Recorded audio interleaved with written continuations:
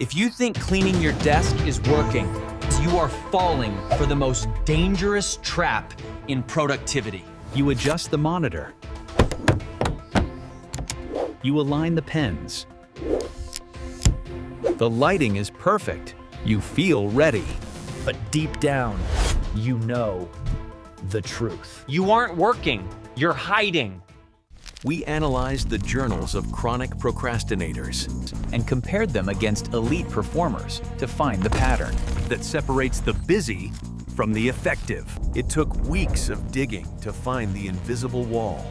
You aren't lazy and you aren't unorganized. You are suffering from a specific anxiety response that disguises itself as productivity. But to fix it, we have to go back to the moment. You decided to get organized. Let's look at your typical morning. You sit down. You have one massive, scary project due.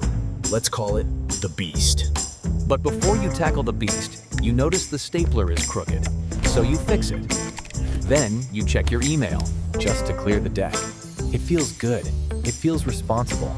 You get a little hit of dopamine with every tiny task you complete. You might think this is just warming up, a way to get into the flow. But actually, that satisfaction is a lie. That feeling is the symptom, not the progress. This is called productive procrastination. It's the art of doing the right things at the wrong time. You are working hard. You are sweating.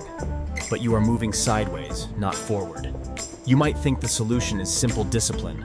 Just force yourself to stop cleaning, right? Wrong. To understand why you clean your desk instead of working, look at nature. Ethologists call it displacement activity. When an animal is torn between two conflicting drives, fight or flee, it freezes. It forces the animal to do something completely irrelevant, like grooming its feathers or pecking the grass. You are the bird. The big task is the threat. You want to fight it, but you also want to run away. The tension creates an overload. So, you scrub the mug. It releases the tension. It feels like action. However, there is a catch.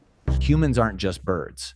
We have a complex neocortex that adds a second layer to this trap. It's called the law of least effort.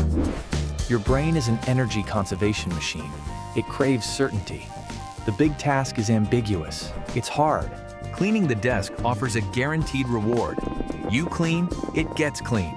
Immediate feedback. Zero ambiguity. Therefore, your brain defaults to the low-hanging fruit. It's not a choice. It's gravity. You should be ready now, right? But you aren't.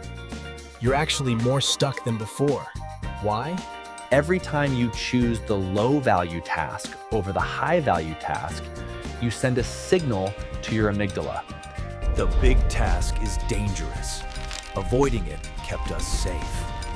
It lowers your anxiety just enough to make the procrastination bearable. It makes the intolerable tolerable. You aren't managing your time. You are managing your mood. You are trading long-term success for short-term emotional regulation. That perfectly aligned desk, it's not a workspace. It's a bunker. You built it to hide from the judgment of the blank page. But understanding the fear doesn't stop it. Willpower fades. Motivation is fickle. We need to hack the code. So let's assemble the pieces. We have displacement activity, the biological glitch that makes us do irrelevant things when stressed. We have the law of least effort, which pulls us toward guaranteed easy wins. And we know the root cause isn't messiness, it's anxiety. The answer is not to try harder. It is to remove the choice entirely. You need implementation intentions. This is a psychological trigger designed to bypass your feelings. You don't decide to work. You decide the trigger for work. If I sit in my chair, then I will write one sentence. Not I will work for 4 hours. Just one sentence. You lower the barrier so low that the law of least effort works for you, not against you.